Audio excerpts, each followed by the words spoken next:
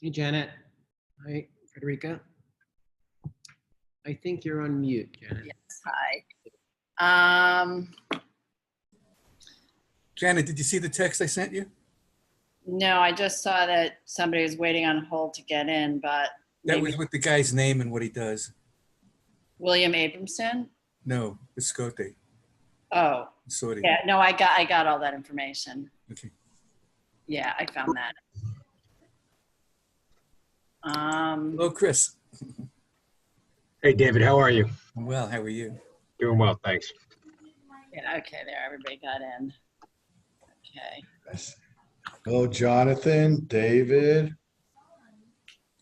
Bill, how are you? Bob Gormley's on the call. I'm good. How's everyone doing? We're doing good. Thank you for joining us. Our pleasure. Thanks, Janet. Hopefully we'll come up with some wonderful and bright ideas. I see Dan again. Well, since I'm on the panel, I don't know how bright they'll be, but we'll do our best. You have Gruber for the big brains, for the big thoughtful comments. You know, I just took I ate some fish before, so I feel particularly smart. Okay, waiting for our committee to show up. So, Chris, Michael's going to join us. Michael is actually on, and it looks like he's on as my name, David. That's So we weird. got Sorry about two that, Chris Chris. Roths. We have two Chris Roths. There I'm could not be the real only one, one, though. could be only one Chris Roth, and there should only be one Chris Roth, but I'm on there for him. I guess I got his link, so sorry about that. Yeah, you know how to do that. You put your cursor over the name, and you can put and then you change the Oh, name. well, sorry about that. I apologize. It's okay. How are you, Michael? I'm great. I'm great. Thanks for asking, David. Yeah, sure. All good. Thumbs up. Okay. Happy to be here. So we're just waiting for a few other committee members, and then we can start. Hi, Carter. Bill, how are you? I'm only missing one. It's good to see you. Well, welcome everybody. I'd like to be timely. So we actually have 5 of our 6 committees. So we have a quorum. So, oh, there we are. Okay. So we're all here. So I'm Janet Lift, just introduce, I'm the chair of this committee. So welcome to our speakers. And just to give everybody a little run of show, I'll have the committee members introduce themselves.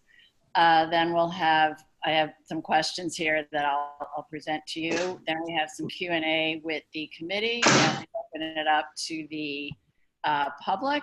And then we go into a business session where we're hoping that from the conversation, we'll, find maybe 1 or 2 things that if there is something for us to support, that we can perhaps create a resolution around. And the intention is for the panel and the Q&A will run about, an hour, a little over an hour, and then we'll have our business session after that. So can the committee just sort of unmute yourselves and introduce yourselves? Yeah, hi, I'm Bo Riccobono. I'm vice chair of the committee. Hi, I'm Frederica Siegel. Hi, I'm David Gruber, committee member. Hello, Elke. How are you? I'm Daniel, first vice chair of the community board, past chair of economic development and small business committee. Hi, I'm Valerie De La Rosa. I'm on the committee and I'm the chair of the reopening working group. Okay, and that leaves Scott. Frederica and Scott. Hi, Scott Sortiano, committee member. I did introduce myself. I'm Frederica. Okay, thank you. So thank you. So a little background, the last time we met, we had some tenants came and spoke about, what they're going through and how they're going. So we thought it would be a good balance to hear from sort of the landlord side and people who represent landlords. So for the committee and for our attendees, I'll introduce each of you. We have Elke Hoffman, who gives legal advice to the food and beverage community. And she's been doing that since 2004. I guess it's convenient because your names are here, so. Then we have Bill Abramson, who is with Buckbinder and Warren, and he's their director of leasing. He's been doing that since 2006. Buckbinder and Warren, you all probably are familiar, they're on Union Square and manage a lot of property in the neighborhood. Then we have Jonathan Rule, who is with Ranger Management. They're a real estate development firm. Locally, they have developed 199 Christie and 116 University Place. Then they also do work outside the city in Philadelphia and DC. And then we have the good fortune of two people who work with Hines. We have Chris Roth, who is their managing director and oversees the properties in Hudson Square Bid. And then we also have Michael Bisotti, who's a founder of Tungsten Partners, and he advises Hines on their retail properties, and also they themselves have holdings in real estate and fashion and hospitality and the arts and media. So we have a really interesting cross-section here. So I guess, you know, I sent you all some questions. And so the first thing we'd love to hear from all of you is, you know, sort of the state of the market and if there are any bright spots. I don't know if you all just want to volunteer to address that, you know, how it's going out there and, you know, what you project for the immediate future. I don't know. I can dig in real quick. We're primarily residential. We have, you know, a certain number of commercial rentals as well that David and Bill have worked with us on. We are doing fairly well in terms of unit collection from the residential standpoint. You know, we're basically on a monthly basis somewhere in the low 90s right now. The commercial, as I'm sure Elke knows, is a very different world right now and an extremely difficult world. I would believe that we call them atmospheric restaurants, the restaurants that obviously try and create some type of particular atmosphere are absolutely decimated by this. And I think we're going to lose a tremendous number of extremely talented restaurants and cooks. And I'm not quite sure. The ones that we've been working with have very specifically said that a lot of their investment partners are not willing to reinvest to reopen. And that to me is a really scary part of it. I think a lot of what New York is about is the tremendous restaurants and very original restaurants. And I think that the money is being pulled out of that. And obviously, Elke would know more than I do about the expense of reopening after shutting down, but very significant and at the same time, something very, very scary in our book. But overall, I think, you know, the residential side of it is much more scary to us in terms of the vacancy rates right now. You know, obviously, if we take away the vacancy, the collections are reasonable. You know, we're able to keep, we carry very low debt to equity definition. That's my motto. But on that side of it, we also have seen in very particular areas, especially younger neighborhoods, very, very high vacancy rates compared to what we're used to. Okay. I think everyone's running home to live with mom and dad. Right. Yeah, no, I know. Yeah, buildings are, you know, where they have 10 vacancies that have a 50-unit building that used to have nothing. Yeah, 20% vacancy right now in particular parts of the city are not uncommon. It's interesting though, if, you know, we've boiled it down. We have properties throughout the city, and if you boil it down to the respect, if you want to call it a non-transient neighborhood, or you know, different types of neighborhoods, we have some buildings in very specific locations in the Bronx, and we have very, very low vacancy rates in there. If it's a family, you know, neighborhood that people don't tend to move in and out of, or it's a very cultural type neighborhood, the vacancy is much, much lower. The transient populations in the meatpacking district or the East Village, or you know, those different types of areas are significantly higher. Okay, and then so the retail, you don't. I mean, it's not a rosy future, but you're not as reliant on it on a duration. We with our portfolio, we are not, but it hurts. I mean, you know, when you lose, you know, on an 8 or 10 unit building, you lose the first 2 floors to vacancy. It hurts a lot, right? You know, and obviously the first floor, you know, spaces usually draw the larger rents. So from a financial standpoint, not a unit standpoint in terms of collection, yeah, it hurts a lot.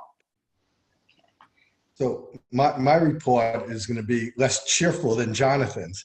Yeah. You know, the overall market. So I'm one of the few guys in the industry that does both residential and commercial, and we control about 1,800 apartments. Most are, and we've been around 60 years. So like Jonathan and Jonathan's partner, right? We're low leveraged and been around a long time. So I mean, we'll be fine through this, but this is, you know, hopefully only a once in a lifetime thing. Unlike, you know, 2009, 2010 during the Great Recession, I mean, we had maybe 32, 34 apartments vacant. As of today, we have 110 residential apartments vacant. If you go onto OLR or StreetEasy or other residential sites, you'll see studios and 1 bedrooms are particularly hard hit. They're down about 10, 15%. On the rents. There's a huge mass exodus from New York City. Until there's some certainty, you know, and frankly, I mean, I spent a part of my day today calling. We have someone in our office that does renewals, and I personally have been calling every tenant we have up for renewal in June, July, August. So there's just uncertainty. People, and we would never do renewals for less than a year, frankly. But now we're doing 3, 4 months. Anything more than 3 months we'll consider, simply because, you know, we understand that there's so much uncertainty. Well, I'm not sure. I'm living with my parents now, or living upstate. I'm not sure when I'm going to be back in the office. I've been carrying this apartment for months. And the ones that are staying are renewing for 3, 4 months, just because they, you know, they want to figure out what the future holds, and no one really knows that, right? Everyone on this call and everyone in the city and frankly in the world, is an immense degree of uncertainty.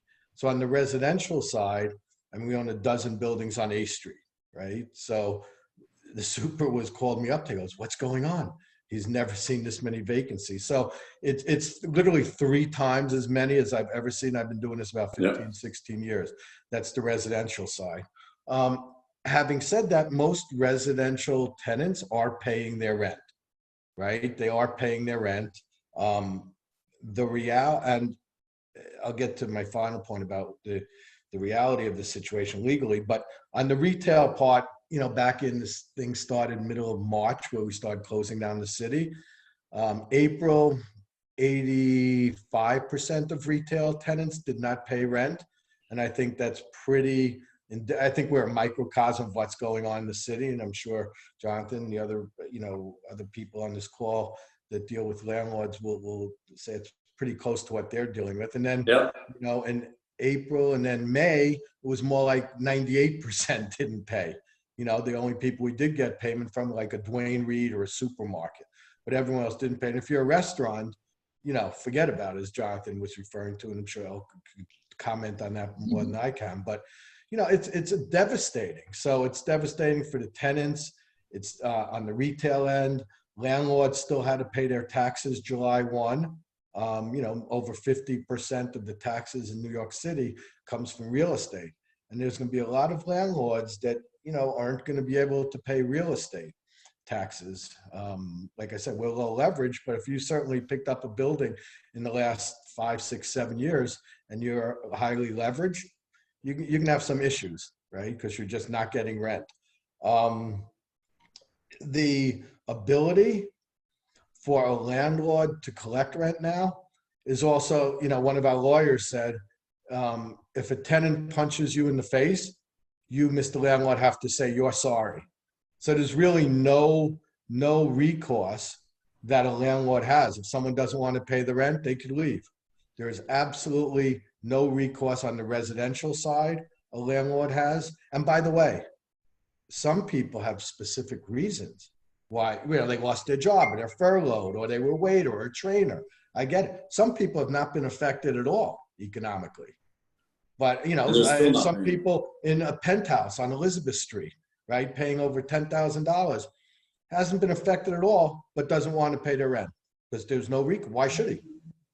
And on the retail part, there's also more degree. So there's very little a landlord could do to collect.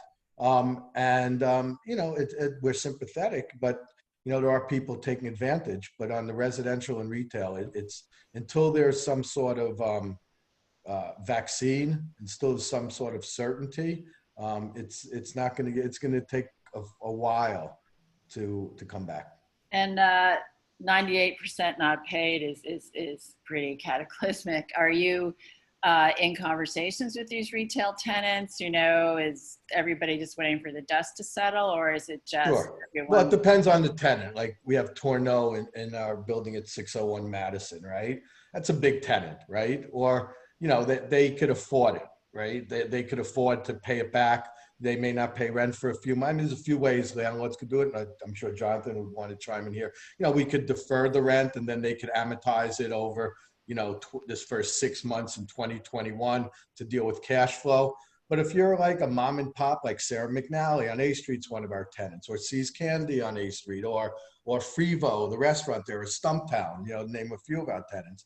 Like, you know, some of them just, you know, you just have to suck it up if they're mom and pops and just not get the rent, or you defer it, or, you know, pay half rent. A lot of tenants are offering just percentage of their gross, you know, and a lot of landlords would say, you know, some rent is better than no rent. So I want to hog up the conversation. Maybe others want to. No, Bill, you hit on, it's really scary. Bill and I obviously don't work together, but it sounds like we do, because our ideals and the way we're dealing with the problem are extremely similar. For the commercial, I mean, we have a commercial tenant, you know, the atmospheric restaurant that I mentioned, who he said, I want to hand you the keys. And we're like, you know, do you really want to hand us the keys? He's like, I can't get investors. I said, is there any chance? He's like, there's a 5 or 10%. I said, you know, I'm not getting somebody else in your space right now. You know, there's nobody else that's going to move into that space. Nobody's going to take the risk to move into a, you know, 2,000 square foot area and take it over right now. And we said, stay in there. Literally stay in there. We don't want the keys back right now. We'll work with you. If you can give us anything, that's great. We're not issuing late fees. We're not coming after you. We're not chasing you down. We're trying to help you through this. And if you have a 15% chance of reopening, in our eyes, that's a heck of a lot better than having a vacant store sitting there with 0% chance of re-renting right now. So this they couldn't believe it. The restaurant owners were like, we're like, no, we're not kidding you at all. Stay in there. You know, do your 20 meals a week or whatever you can do on a takeout basis, and, you know, see what you can do. And we've been in discussions with them, as Bill was mentioning, for the last 3 months. And I just got a call from them on Friday, and they're like, where are we? We're like, we're in the exact same situation right now. Nothing has changed from that context. We're hoping that you're utilizing the ability to be outside, to do some distancing, to do all that type of thing. But you know, a guy paying reasonable rent, you know, on a per square foot basis, they cannot live on, you know, 25% occupancy, 50% occupancy. It's not going to happen. Their expenses are way too high. Their labor costs are way too high. And to be honest, they don't start making money. And, you know, Elke, you can jump in. They don't start making money except for the last, you know, 10%. You know, it's an extremely expensive, labor intensive, and, you know, from a landlord's perspective, we're doing everything we can to help them. But as Bill said, we've got taxes that we got to pay as well. And at some point, you know, it's not, I wouldn't call it generosity at all. I would call it, you know, smart business decisions. But at a certain point, we've got to see if we can fill that space with something else, even if it's paying half. Right. So I think, you know, we haven't even discussed office. I have no experience in office. I don't have office space.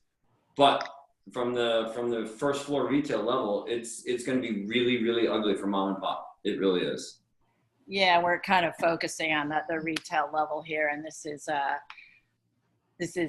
tough. This is tough news. Elke, do you want to? In fact, I was sort of, you know, wanting to let the other side speak a little bit first. Okay. In part, that's the big question, trying to figure out what the market is, and I was very curious to hear it from the other side.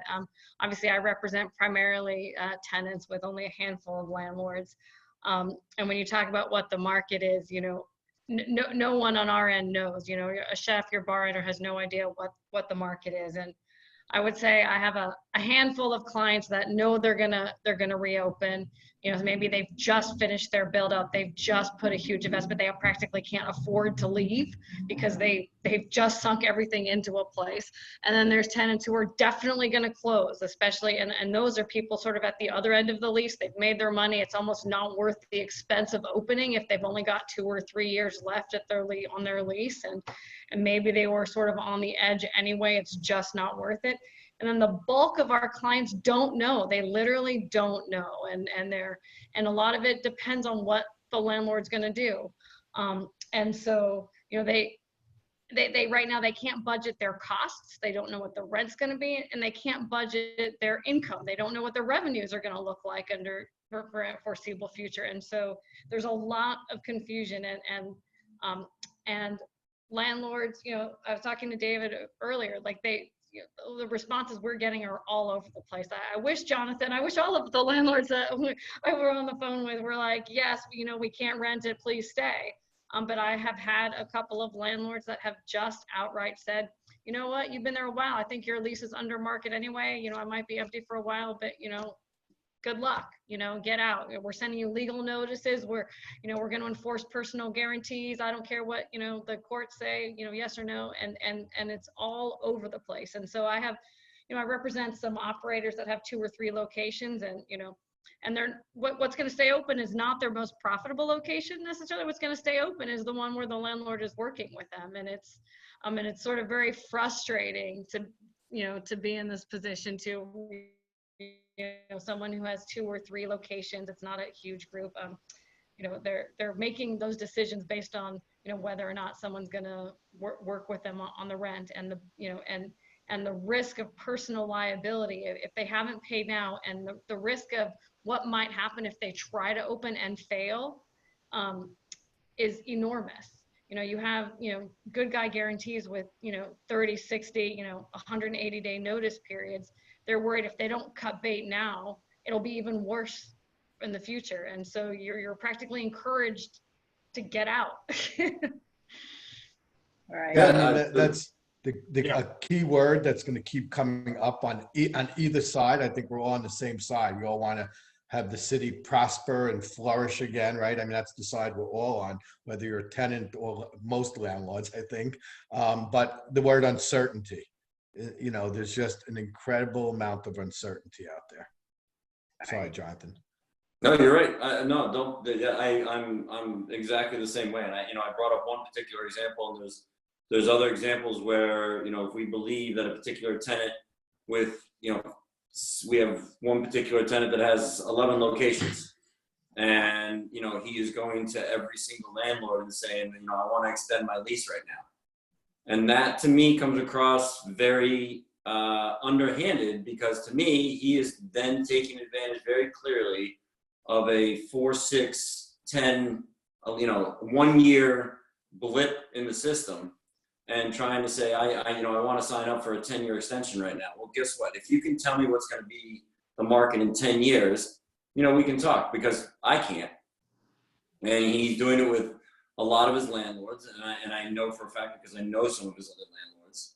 And unfortunately, at that point, when somebody goes about that route, the landlords really don't feel, shall I say, that it's a good use of his, or a good use of the situation that we're in right now. And it becomes somewhat, you know, why would you choose now, when you have 4 years left in your lease, to try and renegotiate a long-term lease? And I see that to be very underhanded, and we've let them know that.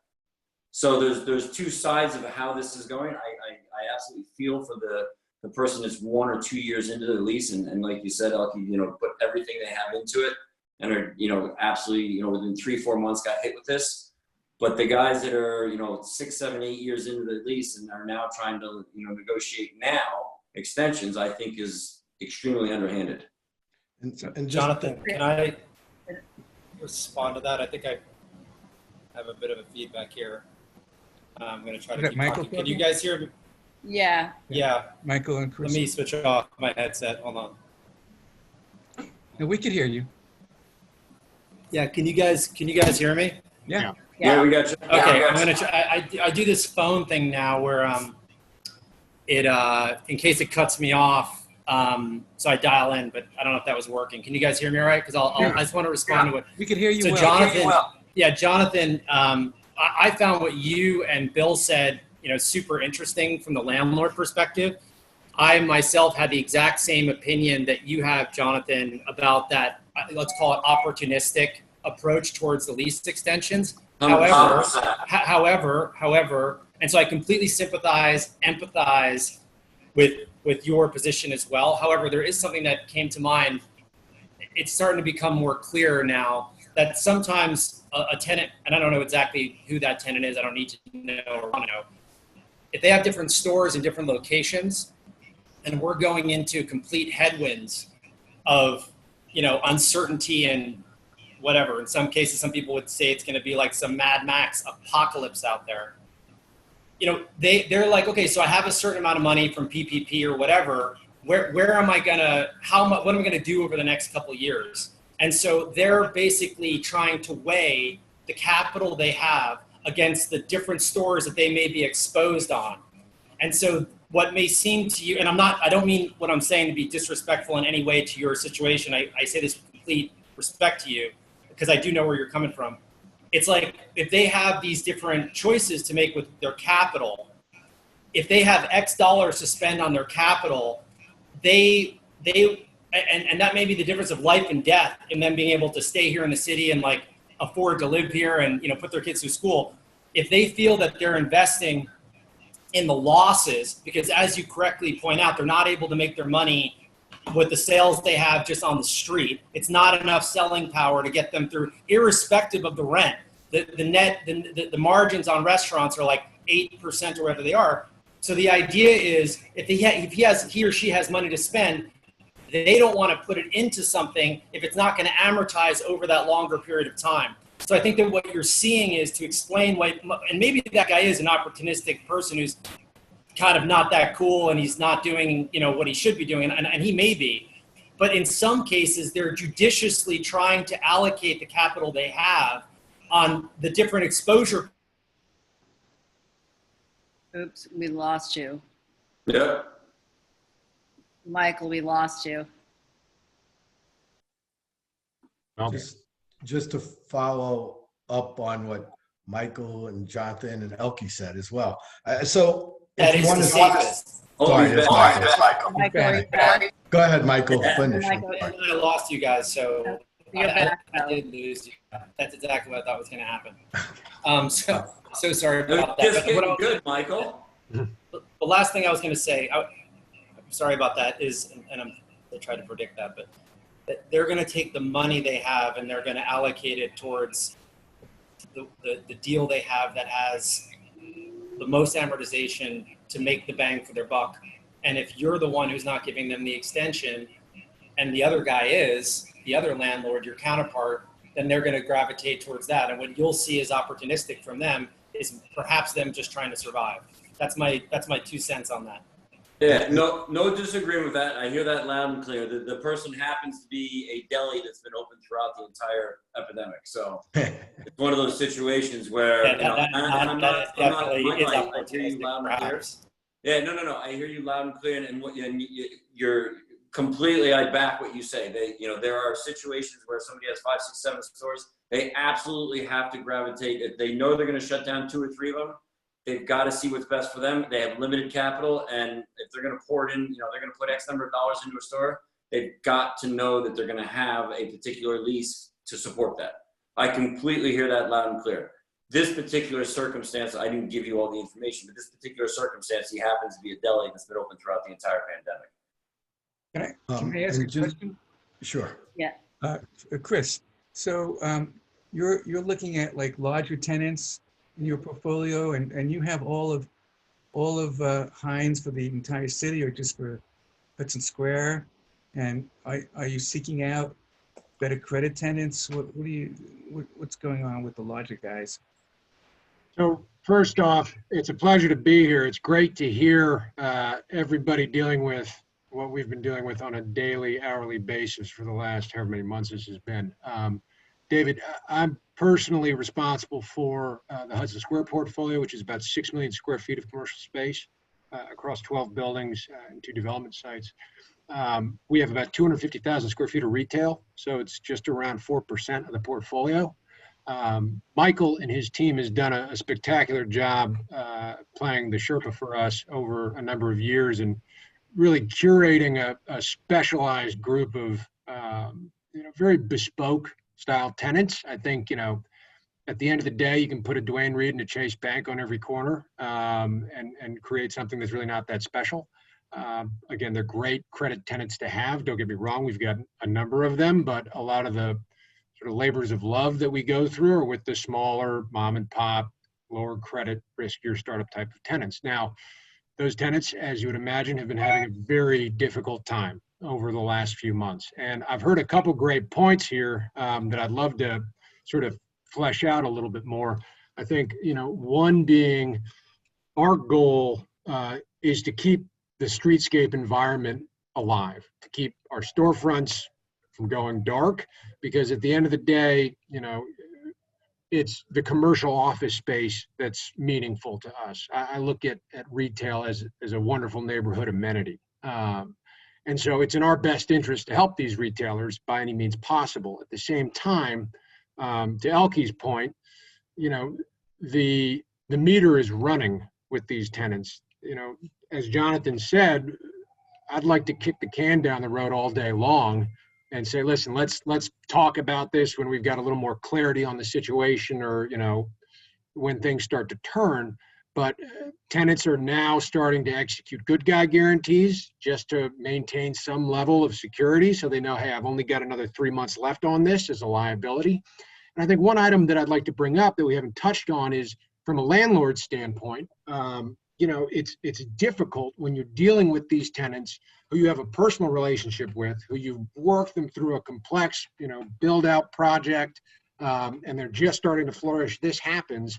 And 3 months into it, we don't have any type of relief structure in place.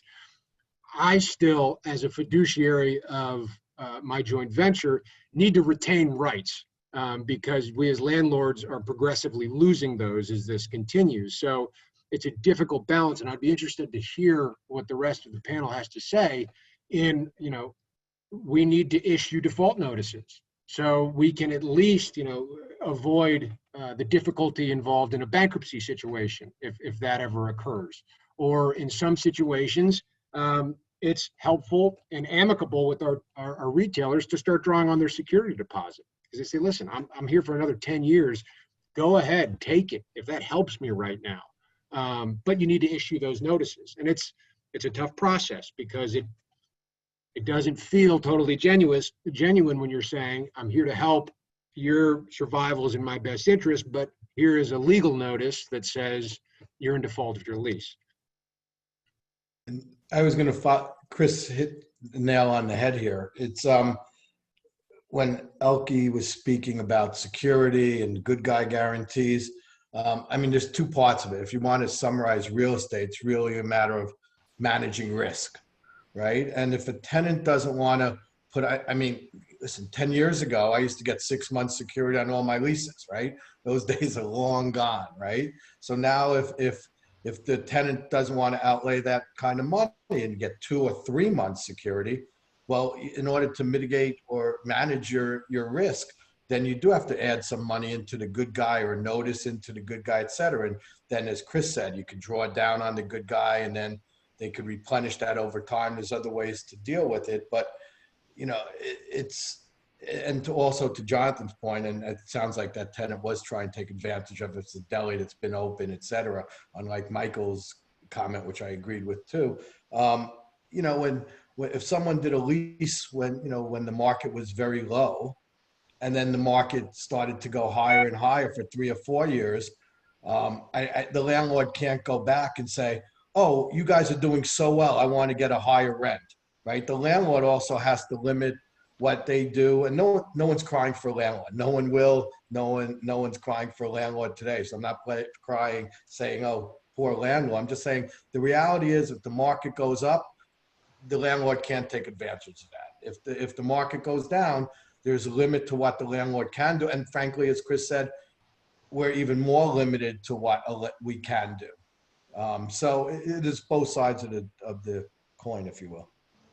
David, I apologize if I didn't answer your question directly on the credit tenants. I moved more towards the lower. No, your tenants. comments were great to hear. No. So as far as the credit tenants, are they doing any better? How are the national retailers doing? Are they coming through, or, are they, what's the status there? It's a difficult situation with the credit retailers as well. And we've got some that are upholding their obligations and some that aren't. And it definitely makes it difficult. I think when this all started, you had a lot of opportunistic probing on, both the retail and specifically, the commercial office side of things. Fortunately, I think a lot of those commercial tenants could be shut down relatively quickly, because it's like, listen, guys, you're a publicly traded company, you're worth $90 billion. Let's be real here. But as this continues to progress, and I think the future maintains the level of ambiguity that we're currently looking at, I think you're seeing more and more of those credit tenants who may have been able to pay April, May, and June come back to the trough and say, listen, I paid April, May, and June. You got to help me out now. And so we're open. Sadly, a lot of what I really used to enjoy about my job has turned into, full-time 8 a.m. to 10 p.m. rent collector conversations. But it's what we have to do, and it's the life we've chosen. So it's a lot, but we're very, very involved with our tenants. Is that what the mafia says? Yeah, no, it's interesting hearing all of you speak, because I didn't realize it was quite as catastrophic as it is, because we see all these restaurants, open, and, and you wonder how they can get by, but obviously it's skin of their teeth and they're not really getting by. I mean, and I don't know, are there any, I guess right now we're so focused on the present, and have any of you thought, that owners and developers to start reimagining what retail will be? Do you have conversations that, because you mentioned, Chris, that the retail is there as a service to your tenants. So do you all envision any radical shift in how retail space is used? Conversations about that? Different ways of structuring leases, looking at it as kind of a public space or a commodity? Are any of those conversations happening with owners and developers? Can you guys hear me? Because I'm going to try to answer that. Is there echo? Because I can hear an echo, but that's okay. Hold on 1 second. All right. Sorry. So terrible at this. So what I wanted to say is that one thing that I think is nice around the Village and Soho, where everyone's kind of purview is here, I guess. COVID's been obviously really difficult, but also there's been some sort of really nice and inspiring innovations that have occurred. And lately I walk around at night and it kind of feels like Paris. It feels more and more like Paris out there. And people are claiming the outdoors and the sort of, what's the word, street eateries, I think it came to mind, street eateries, parklets.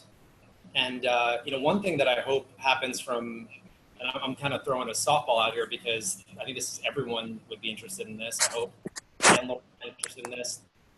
Residential occupants would be interested in this. Tenants, retail tenants would be interested in this. I hope that through all this, some of those innovations and causing more sellable area to occur by capturing more of the sidewalk on the street, which would maybe be even less cars, which I think is great for a lot of other ecological reasons. It would be nice if when this is all done, we retained more of that activated streetscape, which was born of the restrictions from social distancing and the regulations from the state where you can't sell inside, and that caused the restaurants to not be able to make money on the inside, and so they pushed to the outside. And even if they were open on the inside, there would be social distancing issues, so they would want to have more sellable space. So in terms of your question, Janet, of innovations, I know you're probably talking about these structures. Or no, Irrespective of that, I think that in a more publicly identifiable manifestation of this crisis, it would be nice to have some of that stick around past this crisis. And I know myself, from a personal level, I've been inspired by seeing people kind of ebulliently sort of getting out there and enjoying life in the sunshine amidst a very trying time.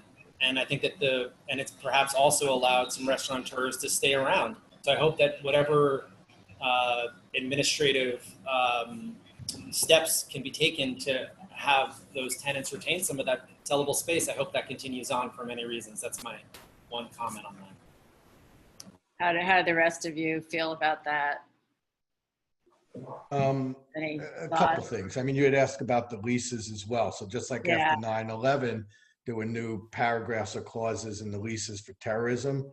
You know, it is certainly going to be a page or two now for pandemics, right? That the lawyers will come up with, I'm sure. Listen, to Michael's point, I mean, that's probably the best thing. I mean, to see these outdoor cafes, you know, especially the ones that are dressed up nicely. It's nice to see. It definitely has a little bit of a European flair to it. I know last time I spoke on the panel and someone on the community board said, well, what can we do as a community board to help? And I mentioned, well, if I bring a tenant into community board number 2, they're like, oh my God, I'm never going to get a liquor license here. Forget about it. You know, I got a lot of pushback from that comment. But I think what a community board could do, I mean, obviously you live there and everything, and you're the community and everyone has to get along. But at the end of the day, I think to reward some businesses that are doing it properly and maybe ease up a little bit on some restrictions with the licenses or even with the street sidewalk cafes, the ones that are working. And listen, there's some that you wake up in the morning and they haven't even cleaned up the street. I mean, I get it. I understand the problems inherent with it too, and I understand why there are rules. But certainly some of the other things that are going to transform it, at least short term, you know, the curbside attention to retail, limiting the amount of people in stores, et cetera. You know, I think you're unfortunately going to see if the according to Cushman, I think there was a vacancy rate of about 23% right around there, or 25% that were available at a certain point over the last 2 years. I'm only talking about Manhattan. You know, I think especially Elke, I'm sure would agree with this. It could go up to 30% or higher when the dust settles. Things are going to get a lot worse before they get better because people just, you know, these restaurants that are trying to, they just may not be able to survive. But, you know, so that's my 2 cents on it. Okay. So I guess obviously the dust hasn't settled. So the other thought, you know, as far as regarding retail space no longer is necessarily a cash cow, but something that, you know, as I say, perceiving it as, you know, maybe it's used for bike parking or a place where there's, you know, information is disseminated or community, like classrooms now are a big deal. Like we need more space for classrooms. But nobody's having these conversations yet. I mean, Well, I think. Go ahead, Jonathan. No, go ahead. I think, Janet, the conversation regarding public space, you know, bike spaces, all that kind of thing unfortunately, this boils down to, you know, grossly dollars and cents. And there has been no relief from the landlord perspective at all in terms of our carrying costs. I mean, we still have full taxes, which we know are only going up. Taxes went up already this year. So yeah, Right. 1.84%. We have water. We know that's going up. We have all, you know, the oil to heat the place. And, you know, thank God oil has come down. That has given us some relief. Nobody's going to take that away from us, thank goodness, right now.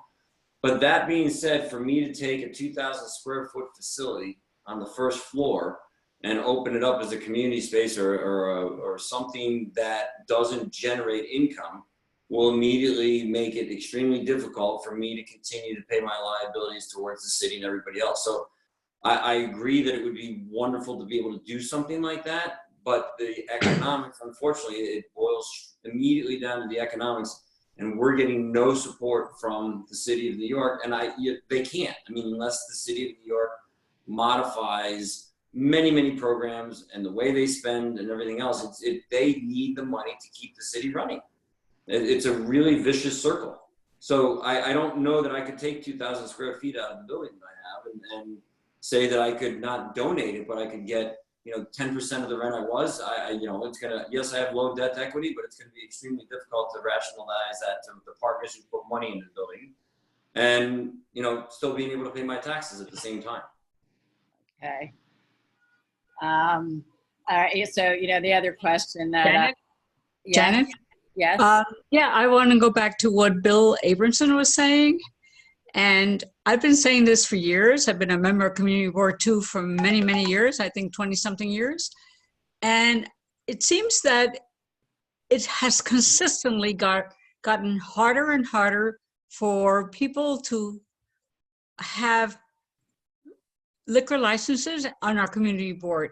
I've been objecting to the cookie cutter plan that the community board has taken over maybe 5 or 6 years, and that you cannot make it so difficult so that an applicant cannot get their liquor license. And I've been complaining about this, but it all falls on deaf ears. Maybe 2 or 3 or 4 or 5 people may agree with me, but I've been saying that community board has actually, unfortunately, made people guilty before they even commit a crime. Everybody is treated as if they're criminals, as if they're doing the wrong thing, even before they get their liquor license. So I've been complaining about this, but nobody really listens. So I agree that Community Board 2 has to make it easier and not have all the impediments to have people get their licenses. And if they are bad actors, they should be prosecuted. They should have their license removed, as White Horse Tavern happened to them this past weekend, on 4th of July weekend. But I think that we need to give people a chance to have our liquor license and to be in business, and all the money that they save, maybe years and years, that they should not be penalized before they even start. So I agree with Bill Abramson was saying, and it's time for everybody else to hear this and to listen and to pay attention. We cannot have all the empty storefronts. We cannot put people out of business because we have so many restrictions constantly on their licenses. Thank you. Okay, thank you. Is there anything else concrete that we could do as a community board other than the liquor licenses? I don't know. I mean, I had a question. How do we diversify our businesses so we're not reliant on one class of licenses? I think in the last 3 years, the biggest growth was in fast casual food businesses. And, at this point, nobody's going to be coming back to support those businesses for the foreseeable future. And so how are we going to transform all this retail space? I think the percentage of retail space that New York City has is significantly higher than most other cities. How are we going to transform that so that we can have a vibrant streetscape, which is important to bringing back commercial tenants and for offices, in particular office users, so that they want to come back to the city and they want to be working here instead of working at home or working in other areas outside of the city. I mean, right now you walk around, all we have are restaurants on the ground floor for the most part, and every year that's increasing. And I think in CB2 a few years ago, we had 1 license per 100 residents. And right now we're going to see the cataclysmic fallout of that in our community board. And it hurts everybody, across the board. And I'm just wondering going forward if there's any idea for diversity, or, it's a big hit to take on smaller tenants who are regular retail because they're not going to be paying the same amounts, but is there going to be a reordering of the use of space, and maybe that's a part of that? Anybody wanna? Chris? Sure. Chris? So, Carter, it's a great question, and I think we're all spending a lot of time and money and effort to try and figure that out. So, I can speak from the microcosm of Hudson Square, where we're a commercial owner of 2/3 of the leasable square footage. we have a responsibility to the neighborhood as Hines and Trinity Church Wall Street, to who we are the operating partner on behalf of, and they've, as you know, owned the land for hundreds of years. So, frankly, this is something that we're laser focused on. A couple initiatives that we've run down. Janet, to your initial comment, we utilized a vacant retail space recently within a partnership with Mount Sinai Hospital, where we're providing COVID diagnostic and antibody tests to members of our community as well as our tenants specifically. On top of that, we have a partnership with the Urban Design Forum, and we are currently working through a return to occupancy program throughout the neighborhood, because we've got wonderfully large streets and a variety of other sort of installation opportunities. But, in terms of determining vacant retail that can be converted into, a lower price per square foot, I think it's almost too soon to tell, specifically given that we're all triaging our current retailers as is now. And those smaller, more dynamic types of uses, I think, aren't ready to make a move. I think essentially our hands are going to be forced to begin bringing some of those lesser credit tenants in to take vacant spaces, with these restaurants that have existing infrastructure. We're very focused on utilizing the existing conditions of these spaces to turn them over without a large-scale TI package. So, if all the LPQs have gone bankrupt recently throughout the majority of the city, we can essentially do a lower rent deal because we don't have to have a tenant allowance as a function of that deal that corresponds with it. So it's, again, it all works together. I think we all want to start seeing new retailers in spaces, but it's going to take time. It was a long-winded answer. It's interesting because the top restaurateurs that come into our community generally want an unbuilt space because they're making a long-term commitment, want to do their own build-outs. And many people who are experienced don't want to take over a lot of places that have been a restaurant for a long time because they have no idea what the infrastructure is and the quality of it. And, that's what we've been seeing for the last couple of years which is why we've had such a big growth. It's true, Carter. These key money deals have kind of evaporated. It doesn't matter so much if the basic bones are in. Restaurateurs, have a vision of what they want, and they're going to build it out the way they want. So they don't like to have key money deals. They like some basic things, but I agree with Carter. And to Carter's point, according to Cushman and Wakefield, right, 40% of all the transactions the last couple of years have been some sort of QSR, right? So another maybe 10%. I don't know this for a fact, but Chris or Jonathan can chime in. Maybe another 10% have been some sort of fitness, Core Power Yoga or Orange, whatever. So now that and retail has already started to transform with, if you want to call it the Amazon phenomenon, you don't need 10 stores in Manhattan. Now you can have one store and then you're shopping online. So with the vacancy that retail was experiencing, right, that these QSRs came in and filled that void, if you will, as has the gym. So, it's a very, very good question. Like, what's next? Who now? A lot of these restaurants aren't going to survive. There's no retail. No retailers are knocking on the door, right? And it's a very, very, very good question. To Chris's point, right now we're dealing with existing tenants and trying to keep them, and having a vision of what the future is and what retail is going to be. It's an excellent question, Carter. Yeah, and just to add a little specificity to that, we're not talking about fixtures here in the key money. The expensive parts of restaurants are black iron ductwork, or ventilation, or precipitators. That's what is nice to have in place already when you have a new restaurateur who's coming into place, because that'll cost the landlord $1 million at least to put that type of infrastructure in place to make a space ready for a new restaurant.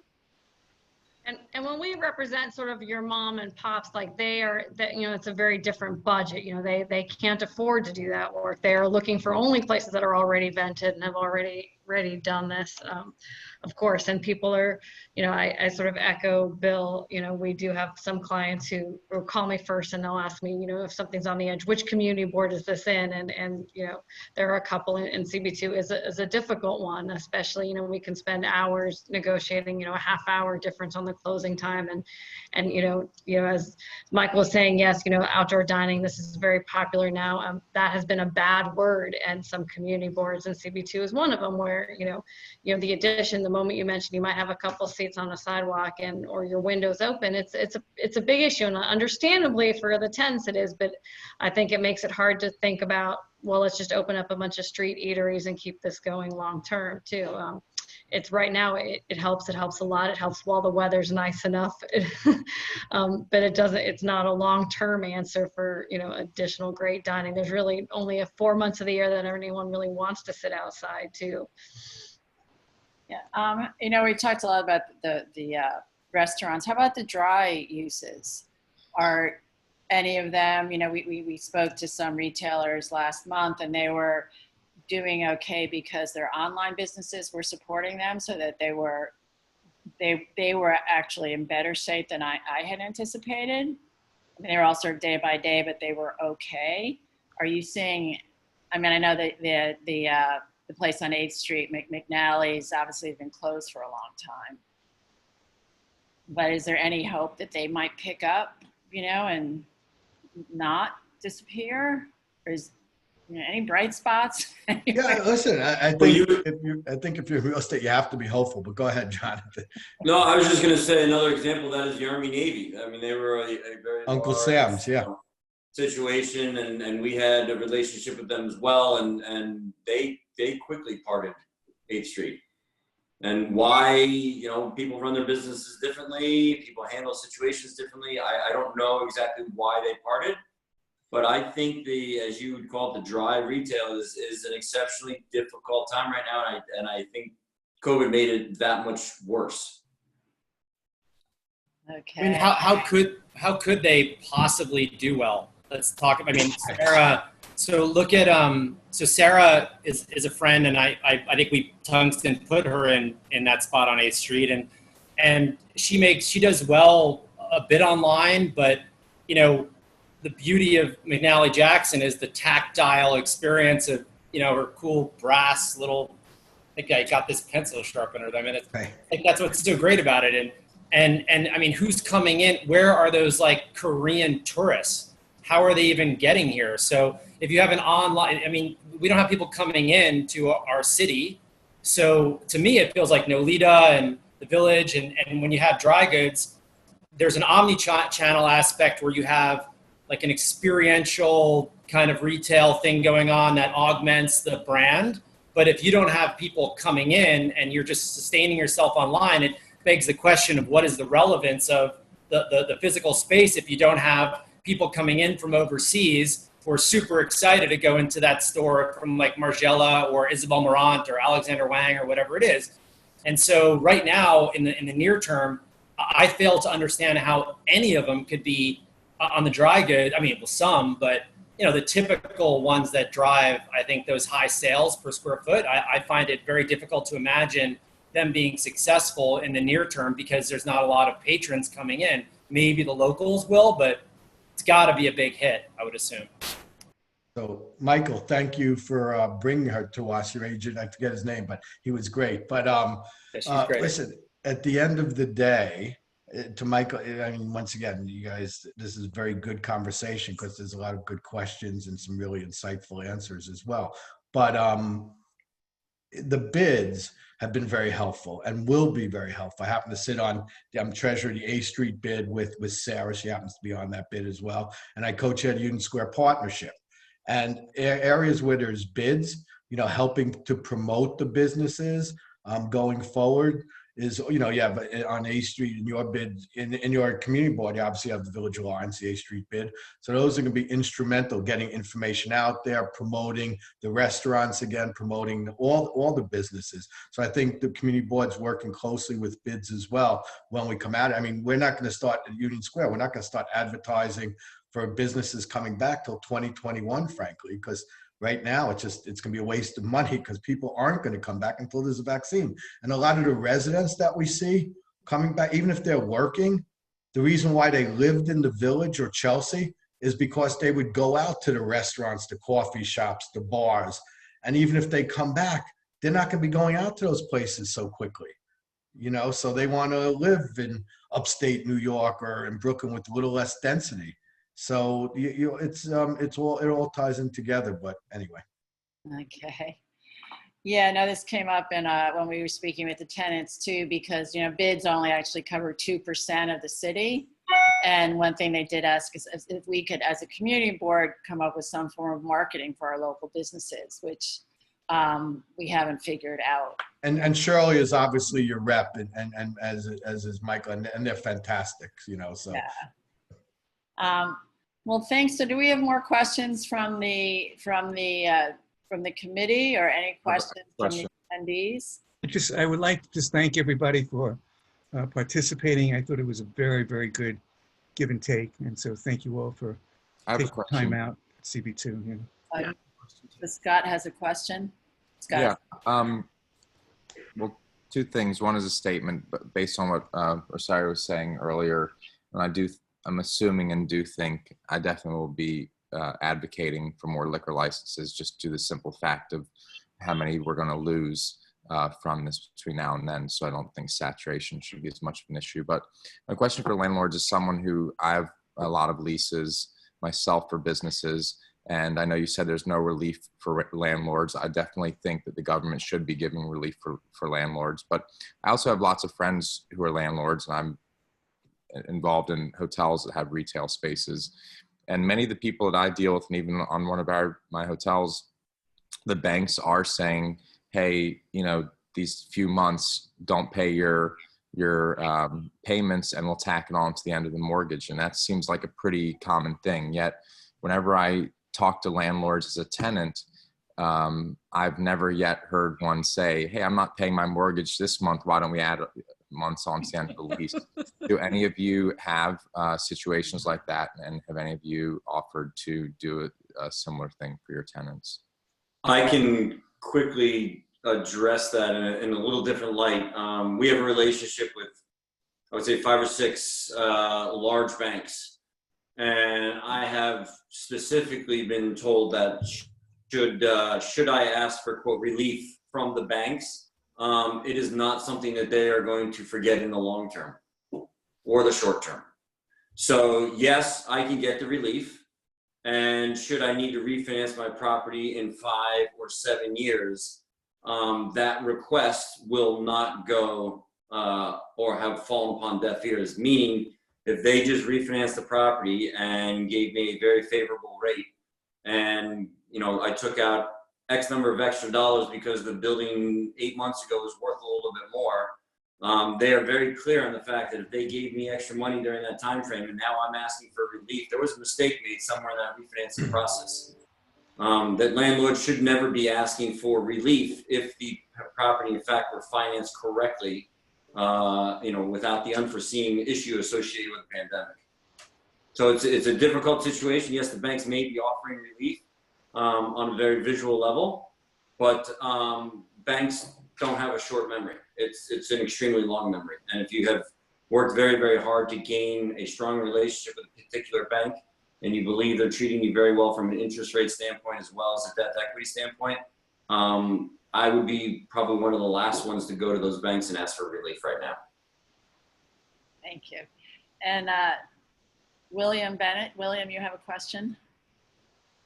Yes, hi. I just had a quick question. Thanks to everyone for joining the call. To what extent have you all started to explore installing COVID-resistant technology? So whether that's upgrading filtration systems, disinfectant light from UV, is this something you've started to look at in detail? And to what extent do you think this is really necessary to get people comfortable going back into commercial spaces. I'll jump in on that one.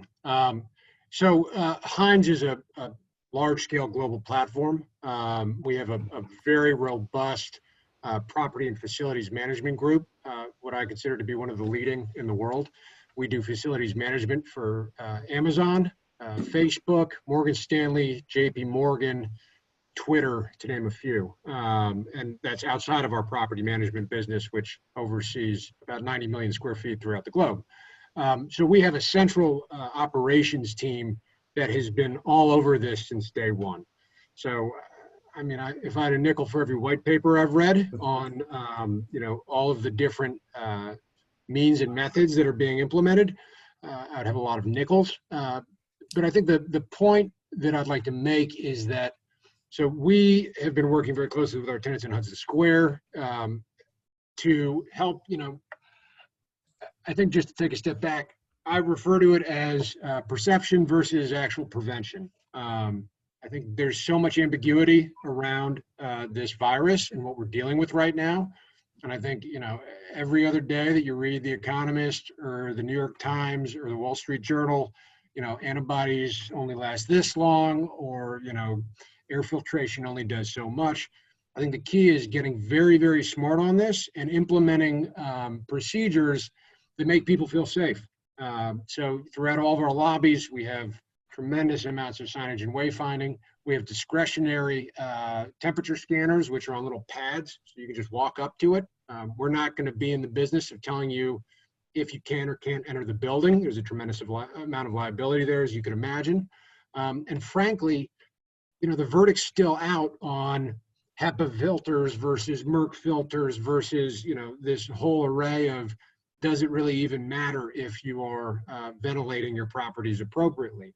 I think, maintaining clear communication to your tenants and letting them know what you're learning real time and providing as much information and clarity as possible is really key to managing this situation, because I don't think there's a silver bullet, but and everything that you discussed with regards to ultraviolet light, et cetera, we've got very, very sophisticated engineers that are working on this on a daily basis. And frankly, I've yet to see anything that really says like this is going to do a tremendous amount of benefit to preventing the spread of this virus.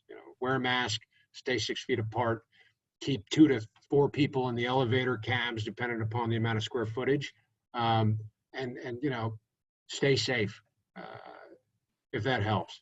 Yeah, wash your hands. Dan, and I got to be rude. I got a hard stop that I got to get to, so I apologize. I got to scooch.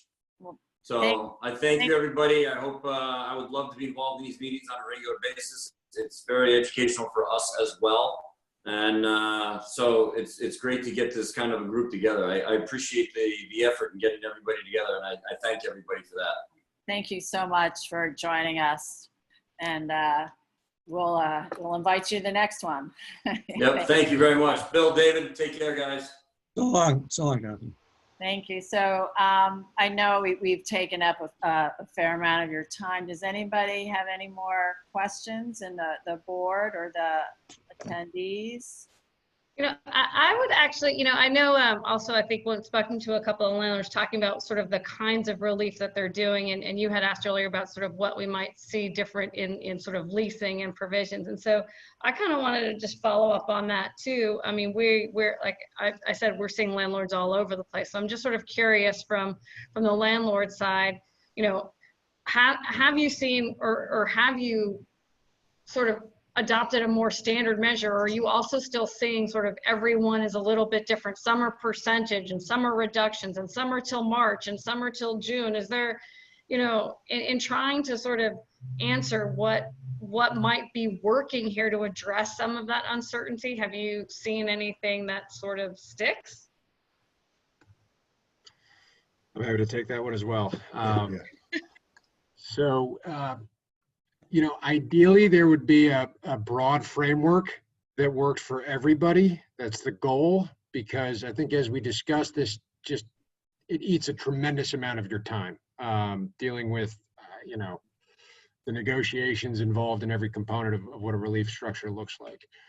I think we started this within those parameters of, focusing really on deferral programs, just because we didn't really know anything better.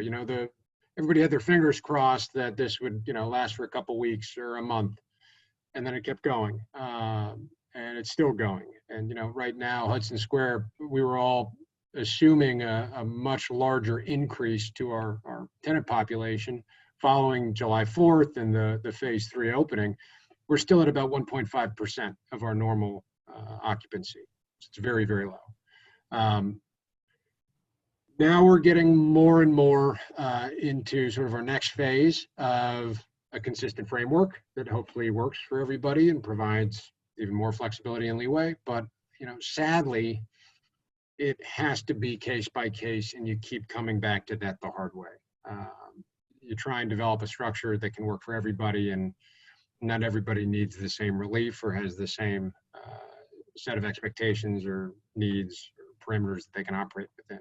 To Bill's point earlier, gyms are different because they're not even a part of phase 4 or phase 5. It's food and beverage. Yeah, you could do a percentage of rent, or I'm sorry, a percentage of sales, and hope that works, create some alignment. But it's really still case by case at this point. Unless, Bill, you feel different. No, I have nothing else to add. I mean, Chris said every tenant's a little different. Everyone have different requirements, sizes, locations. So it just has to be dealt with. At least, listen, Chris is a big shop, right? We're just a little mom and pop that's been around, right? So, we deal with everyone personally. We meet with every tenant before we take them on personally, right? And so now during difficult times, we've been around over 60 years. It's not our first time we've seen a downturn, right? And we've never seen anything like this, right? But we've been around for a long time, 2 generations now. So, and you have to deal with, that's just our philosophy, the way we deal with people. We deal with them not as a tenant, but as a person. And obviously when you're dealing with a LVMH type tenant or Tourneau or whoever, it's different than the Sarah McNally's or the See's Candies, right? So you just have to deal with each on a case by case basis. And the goal is to keep on. Listen, we're very vested in the community, right? I mean, there's a reason why the corner of 8th and McDougal, you guys approved it, is called Norman Buckbinder Way, because we're very involved in enhancing the community and enhancing the commercial corridors with variety, as I think Carter mentioned, having a variety of tenants, not just food, to make the community a better place. And that's been our goal. That's why we still participate in the bids, and that's why I'm on this call, right? So I think it's all just a case-by-case basis. They're not just tenants to us, they're people. And I think that's the way you have to deal with it. That's the way we deal with it. It sounds like that's the way Chris, and I know Jonathan, his partner, is a second-generation guy too. He's been around a long time. So I'm sure that's the way he deals with it as well. And thank you. Listen, I know we're winding down, so I have a lot of community board number 2, happens to be one of my favorite boards. I have a lot of friends, even Mr. Gruber, I consider a friend. But I have a lot of friends on this board, and no board is perfect, and you guys do a great job. And I know no one gets paid here. I chaired a community board myself back in the days, I'm sure I mentioned before. So, I really appreciate all you do for the community. I appreciate you taking your time out, and hopefully I didn't offend anyone along the way, and hopefully we were helpful in this dialogue.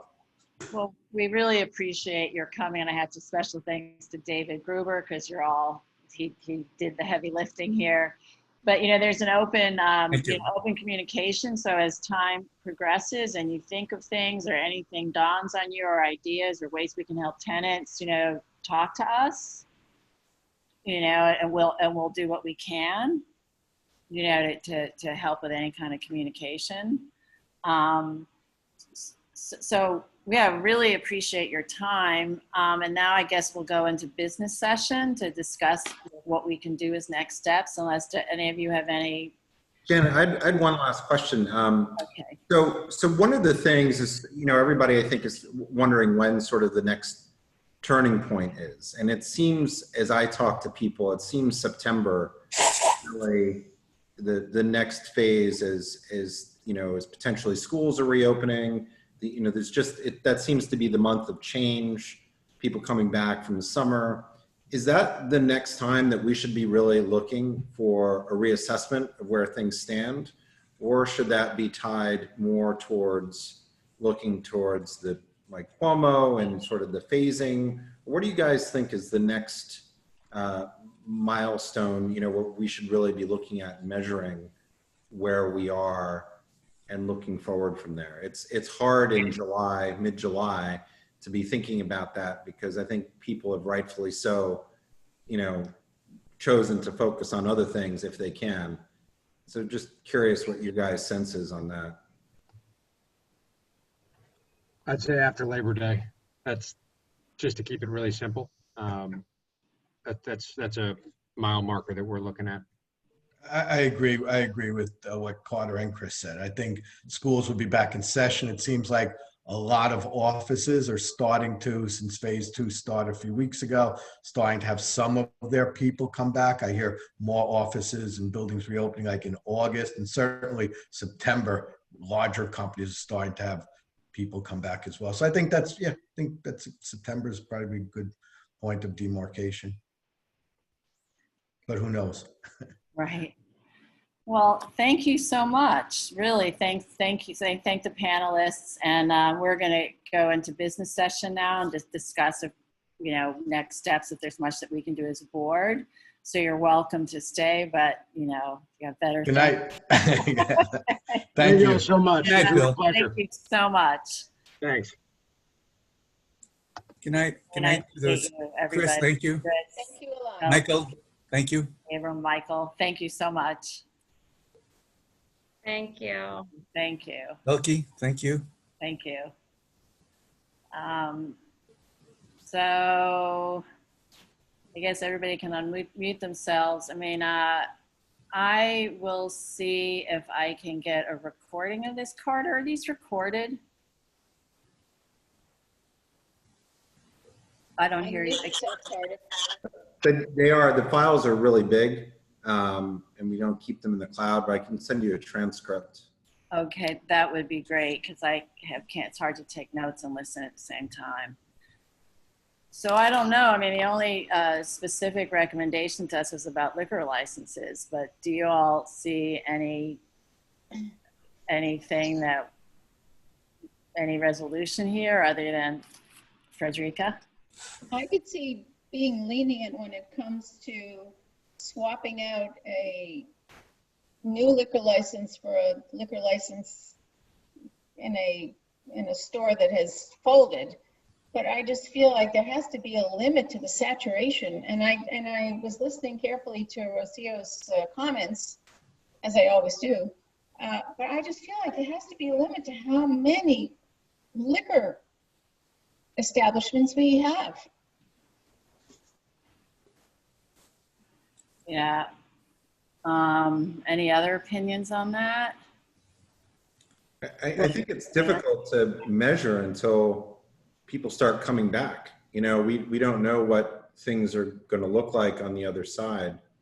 And I think that that's the most important part because we require so many visitors to support that industry within our community board. And we're not even at a measurable amount yet to support that. And, you know, one of the things that we've seen a tremendous growth in is liquor licenses and non-conforming spaces in a lot of our residential areas. And what happened is because the rents have gone up so high, we have a lot of vacancies in larger restaurant spaces, which may now be more approachable, which are on the avenues that are the right places for there to be restaurants and bars, and coming back so that the smaller spaces are potentially retail or other uses. And that's really, you know, I remember, and I'm sure other people do, you know, it's like when there were lots of stores in the middle of the village that were open at night along with the restaurants and the bars, and people would come and walk around and check them out and, you know, go shopping and do other things. And it's, I think it's really hard to even know where we're going if we don't even have an idea of any tourists coming back or any of the offices, or even how many days a week. What are we looking at a year from now? You know, if we lop off 20% of office workers coming into the city, that's 20% potentially less lunches. That's you know, however many percentage of dinners each week. I mean, it's big numbers. So. Well, to what Frederica said, don't we look more favorably on giving liquor licenses to places where there was one before? Yeah, no, that's generally the case. I mean, we look at everything we look on a case by case basis. There's no. So I think we're going to have. That's true, Carter, but you'd be hard pressed to turn down a license when one was established, especially for, you know, a good number of years. I think, you know, we'd be bypassed and we'd go to the SLA. That's what we do now. Yeah, I mean, I understand. So it's not really a difference. I understand. And so this idea that the panacea for the restaurant business is more and more and more and more liquor licenses on CB2, you know, I want to disagree with. I think that we could do a lot of things for our eating and drinking establishments in terms of, you know, blue cards and getting Con Ed to put on the gas, which is a horrible thing, with inspections. Some of the inspections, I feel, you know, I owned a restaurant. Some of the health department inspections were good. Some of them I felt were just trying to make money. And we could do a lot in terms of trying to ease some of the bureaucratic regulations with restaurants. I have no problem with. But the village is unique in many ways. You know, the residential neighborhoods weave through the commercial areas. We don't have a commercial core. It's all blended in now. You know, we have residences on every block. We have commercial all over. And I'm sorry, I just feel that I'm not trying to increase the population and the number of liquor licenses for CB2. And I would not advocate for that. And I wouldn't support just a sort of an unlimited amount of liquor licenses. Right. I don't think that's the panacea, and I wouldn't support it. Carter, if in fact we look at each application on its own merits, my question is, why is it that any applicant that goes before our board gets a whole sheet of questions, one after the other, that they have to agree to before they even given a potential okay to go ahead with their license? I keep calling it the cookie cutter. And this is what has been happening on our board. We don't look at each license on its merits. We have a cookie cutter system, and this is what's happening. And that's why, I believe that's why so many businesses have been gone out of business. How many restaurants and liquor licenses have gone out of business? Because we have the cookie cutter system. And I don't agree that it's case by case. Can you give me some real background on? Well, I mean, we've discussed this, Rosie. I mean, this isn't the right place to have the conversation. You bring this up every time. Of course I bring it up because it's an issue that's been happening for years and years. Right, but and it hasn't gotten any better. Anybody who applies for a liquor license will go through the whole slew of stipulations that they will not do this, and that, and it never ends. So how are you saying that it's only we do each one on its merits? It's not true. But Rosio, are you really? Do you really favor just unlimited liquor licenses? Excuse me? Do you favor unlimited number of liquor licenses? No, I don't. I believe that each case should be looked at on its merits. And I don't believe that any applicant should be given a slew of stipulations that they have to agree before the community board actually agrees to go that's a different look at subject. them. That's a different subject. It seems as if you're just thinking that anyone who wants a liquor license should be permitted to have it regardless of the saturation level. I don't agree that everyone should be given, but if the law says you can have one, if you meet all the requirements from the SLA, which are not so easy to get with. Yeah, but the SLA has limits on the saturation level, right? They say there's a 500-foot rule. The law doesn't say that. The law, we don't 500 I'm sorry, the law doesn't say that you have an goes to outside of New York City. Sorry. law doesn't I go to mean- New Jersey. You know what goes on. Anyway, this is not the right place for this. Yeah. It is not the right place. No. I mean, I No, don't but know. we're talking about, I we're wanna talking stop about this, you know. cookie, I we're wanna talking stop this about discussion. It's what not can we do Okay. to help businesses, Okay. right? Yeah, I mean, I Okay. don't know if there's any statement that we can make that the liquor, you know, the liquor licensing committee should reevaluate it. I don't know. I mean, we could, as a small business committee, support a reevaluation of how liquor licenses are issued. But Or the how we approve them. Do we want to do that? No. but Wait on the 500-foot rule, which is pretty clear that in order to create public interest, that's where stipulations. do we want to address how the community board, you know, recommends liquor licenses or not? So the small No. business committee take any No, position? I on don't. that? I All don't right, think David that this says is what no. this meeting was about. We heard from the landlords. They Yeah. said that the biggest problem is uncertainty. You know, they Right. don't know where they're going. Everybody's looking for certainty, both the potential tenant and the landlord, and nobody's trying to make a deal because they don't know where it's going. So I'm not sure that, I don't know how we veered off on liquor licenses. 'Cause that was not the main bulk of what went on here. It was staggering to hear the numbers. Yes. Say it again. And Yes. I think What did you say, Carter? Say it again. It was what? the numbers that were shared with us were staggering. The numbers of which? 85% retail tenants are not paying their rent. 98% in May. The vacancy. I have 99% not paying the rent. Marcia, excuse me, I'm speaking. And I think that we really need to understand that and to share that. Those numbers are frightening. And what that means for our community going forward, the fact that, you know, Bill was saying that at the height of the previous downturns, they had 32 to 34 residential vacancies, and now they have 110. And we're not even past the end of this month where the pandemic unemployment ends. The number of, you know, as Janet was saying that they had shared with us, the number of tenants who haven't paid rent, 98% didn't pay rent in May.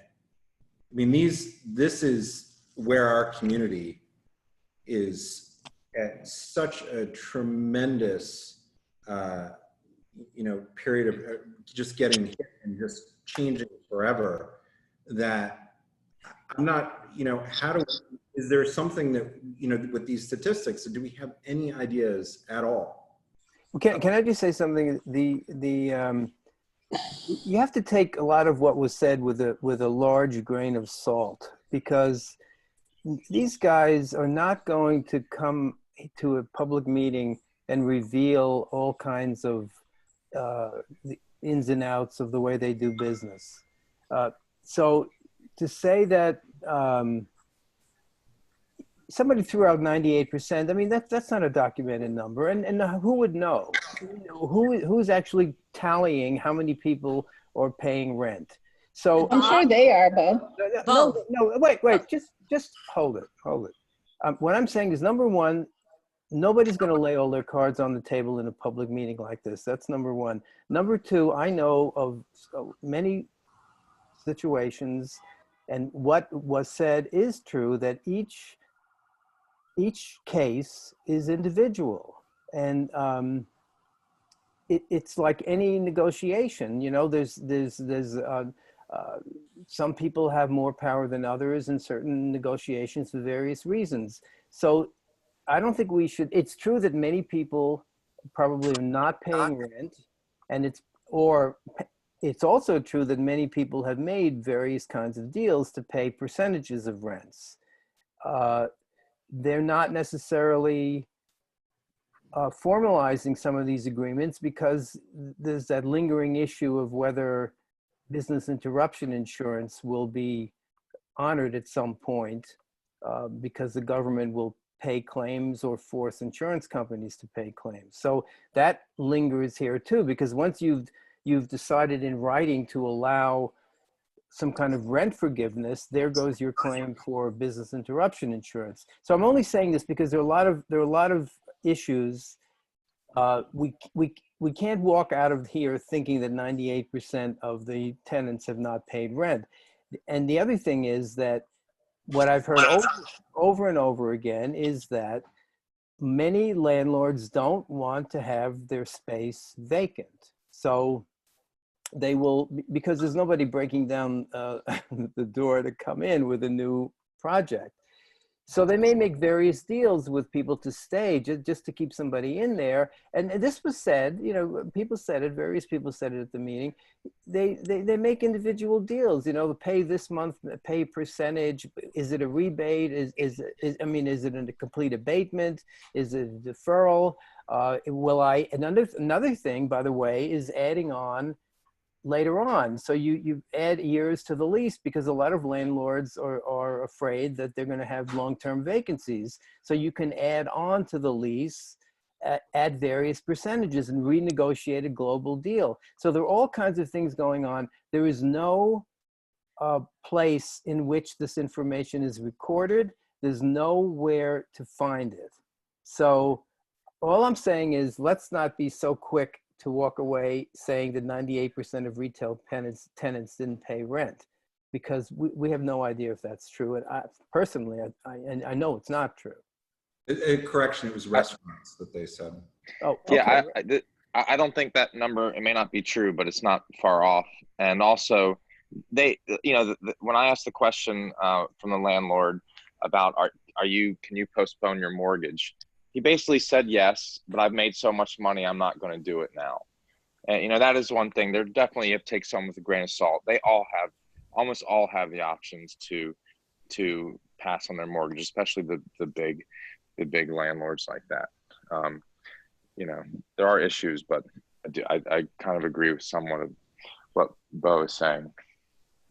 Yeah, and they say not paying rent, they might not be paying their face value rent, but as you know, was mentioned, there might be paying a percentage or this or that, so there's some money coming in. I mean, I didn't ask it, but I just wonder, I mean, we're not to that point yet. At some point, I think landlords are gonna have to be, both sides have to be transparent with each other. I mean, the landlord knows what his taxes are, his operating expenses, you know, there's gonna have to be kind of showing your cards like this is what we've got to get in order to actually, you know, meet our expenses. And I didn't ask that question, but I doubt that I don't know that landlords are doing that. But the thing is, you know, it's, again, nobody's going to lay those cards on the table. And if you, everybody is different. Landlords, sometimes it's a small co-op that only has a certain, you know, one store, and they have to get as much as they can out of it. Or it's a portfolio owned by private equity. I mean, it couldn't be, those two cases couldn't be more diametrically opposed. So there are no real rules here. It's like any negotiation, you know, you start off with an opening shot, and then you negotiate, and then you might, I mean, I've been doing this for some people. The negotiations can be extremely difficult and go on and on and on and on and on, and you can throw in all kinds of stuff. It's like buying a teapot in an Arab souk, you know, it's like all kinds of extraneous stuff comes into it. Gruber knows about that. You know, I think that in this committee, we know this was a good meeting because you get to see what people are saying. And what I'm saying here is now we know what people are saying. That's just what they're saying. You know, so let's take that. Let's digest it. I don't think there's anything we can do. I don't think there's any resolution we can pass. There's I no think resolution on but this. I think, no, of course not. But I think this is Just very, process it. I think it's been very interesting, and we should do it more. I think it was a good meeting. Thank you. Bob, I'm on both sides of this aisle. I'm on this committee, and I'm also a landlord. And I can tell you that 99% of my tenants have not paid my rent, my commercial rent. I have not collected a penny for the past 4 months. And it's devastating. I can barely keep on. I don't know how I'm going to pay my taxes. I mean, I barely paid them. But it's really, really an unprecedented time. And we are not getting any help from the federal government. We're not getting any help from the city government to help us cope with this horrible situation. So people say, but I'm going to tell you, 99% of my tenants have not paid my rent. This is not what they say. This is what's actually happening. I'll say that out loud to everyone. I'm going to get off, but I just want to clarify. And my notes said that he said 85% Can't of hear his you. retail, 85% of his retail in April and 98% of his retail in May. That's not restaurants, that's retail. So do we agree that that's what he said, or did he say restaurants? No, he said retail. Okay, all right, thanks. Okay, thank you. Dan? Sorry. Yeah, I mean, I haven't spoken yet. I just want to say that, you know, what we heard today was a lot of speculation. And I think the key word today is uncertainty. And you also have negotiating by delis that are doing quite well.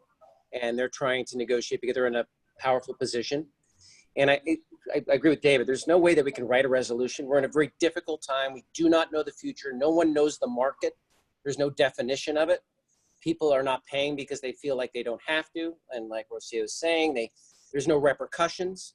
You can't kick someone out right now. It's a very, it's a dangerous time for landlords, and it's also a dangerous time for businesses as well, because you can't invest in something if you know it's not going to pay dividends in the future.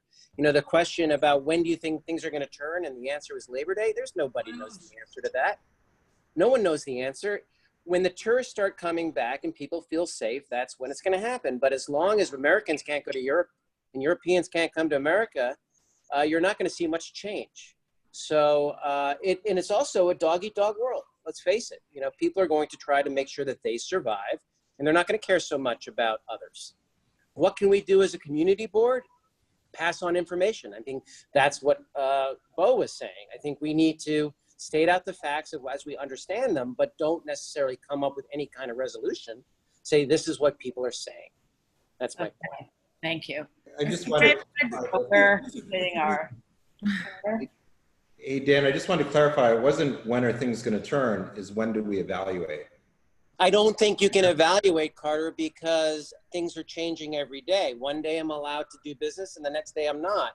Well, One day, I understand, but what I'm saying is that, you know, in the deli situation, I don't know where you guys were, but in March and April, I don't think any deli was making any money, and they're barely struggling to stay open. And certainly in, you know, May, I think it's the same case. I go to my deli, they're not even stocking anything anymore. There's no pre-made food, there's no nothing. So somebody to say a deli is taking advantage of something, they rely on all the visitors who come here too.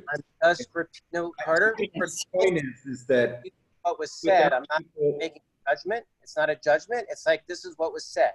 No, So- I understand, but I'm just saying nobody's coming back soon. So when do we evaluate? You know, all of our businesses rely on visitors. I also don't like it. Is a board to go back to look. When do we ask these guys again? What's going on? I don't think it's right of you to say, I don't know where you were. I was here. Okay, I wasn't here the whole time. I've been here for the last month and a half. I don't think it's fair of you to say that. I don't know where you've been. Well, I see that as a we all general have comment. neighborhoods and we all go to different places. So let's say the supermarkets are very busy, right? We all agree the supermarkets are busy. Some delis are busier than, depends on what neighborhood you're in. All we need to do as this committee, I believe, is repeat what we heard, but not actually make any judgments on it. No, we're not taking your res over. There's nothing to res up here. Okay, great. So I will write up the notes. I've asked Carter because I'll pull it together and highlight what we heard. And then I do think, we keep an eye on it, and it's disturbing. What we heard today, it was really disturbing. Let me just No, say, I don't think that Labor Day is a bad time to look at things. It may be just the same, but it's not a bad benchmark day to say, let's evaluate. We could say nothing's changed or this is changing.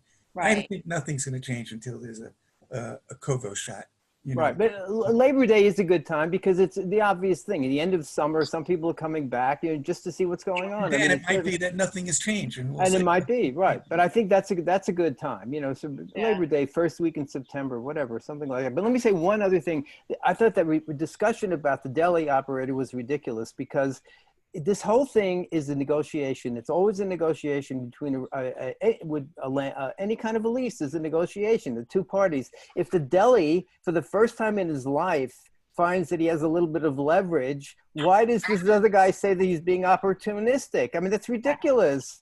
of course he'll say, yeah, give me a 10-year lease at a reduction. And maybe, and some landlord might want that. I mean, what's wrong with that? There's nothing wrong with that. The other thing with delis is we hardly have any left. Right. They're iconic to the 24/7 nature of New York City. And right now the subway is not running overnight. You know, we start losing those delis. And all Again, but look, no. Valerie has her hand up here. Valerie? What's that? Finally. Sorry. Nobody can raise hand on here. I think one big thing I took away from this is that until shopping as leisure is back, everything else is predicated on that. Getting a drink, going out to eat, leaving the theater, you know, picking up something on the way. So, I mean, that to me, I think just was one of the biggest trickle effects that I got out of this. And then in terms of thinking about when to evaluate next, there's kind of 3 key dates from a residential and a commercial standpoint, and then just the general public, which is July 30th, right? The pandemic unemployment, the extra $600 runs out, right? August 20th is the eviction moratorium from the state.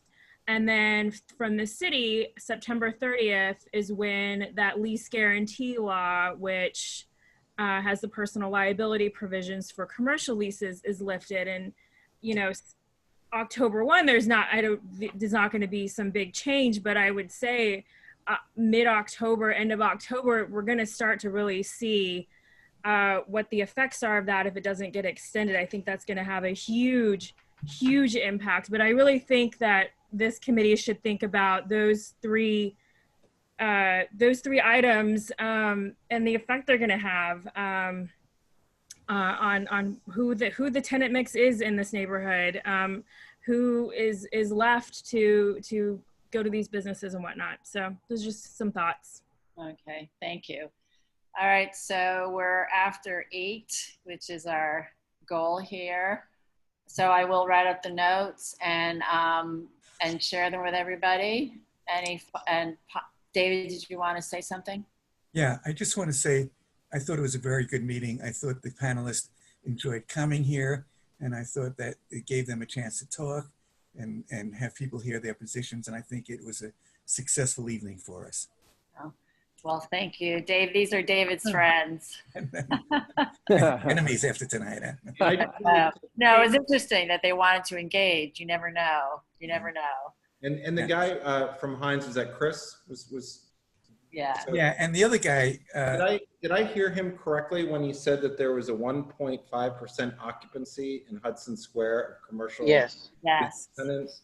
Commercial tenants with 1.5% occupancy, but not associated with paying tenants. Just that's how build their buildings are currently. Yeah, I thought that the 1.5% was who's actually back in the office. Yes. What was that? Can you repeat that? That only 1.5% 1.5% have returned to their offices?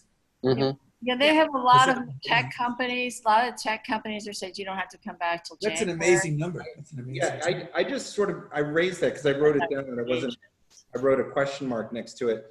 But I think that we need to really hear from these guys a little bit more, because those types of numbers, while they're unique to them, are indicative of the bounce back, you know, and us coming back. In that number, while it may, you know, as Bo says, it can be stated wherever, it's the change in that number that's important, not the number itself. Because as that number rises and falls is really indicative of where our future lays for our community. And that's when I'm saying, when do we ask them for this information periodically? You know, it took 2 years for flights to resume to normal after 9/11. You know, just as an example, and the number of tourists in New York City doubled since 9/11 for what we rely on. So some of these larger numbers, just having their numbers, the change is important, not necessarily the number itself. And I just bring that up is, you know, it's not just how it feels on the street, you know, and so. Yeah. Yeah, I'll make sure to get those numbers. They'll be in the report.